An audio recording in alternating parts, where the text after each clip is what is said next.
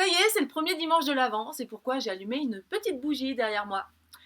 Et vous savez quoi? Ça me rend heureuse ce temps de l'Avent. Je ne sais pas pourquoi, mais cette sorte de top départ pour un mois particulier de rencontres et de lumière, eh bien ça me met dans la joie.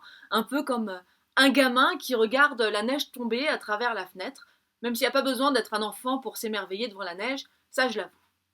J'aime ce temps qui paraît comme suspendu, hors du temps, un temps d'attente. Mais d'attente de quoi? De Noël? La naissance de Jésus? Ok. Mais il faut être sérieux, on n'est quand même pas là en train d'attendre un événement qui a eu lieu il y a plus de 2000 ans. Nous nous en rappelons parce que cet événement nous a mis debout, tout en attendant un autre événement, annoncé il y a bien longtemps, pour un futur proche ou lointain. Et tout cela en vivant dès aujourd'hui cet événement à venir.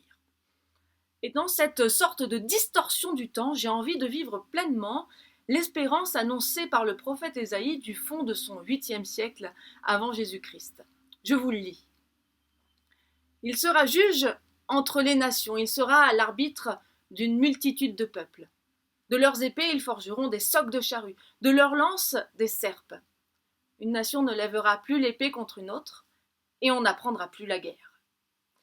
Oui, aujourd'hui, j'ai envie d'entendre parler d'espérance et de paix. J'ai besoin de cette bouffée d'espoir, de cette petite lumière allumée au milieu des ténèbres nauséabondes qu'on essaye de nous imposer comme fond d'écran perpétuel de nos vies.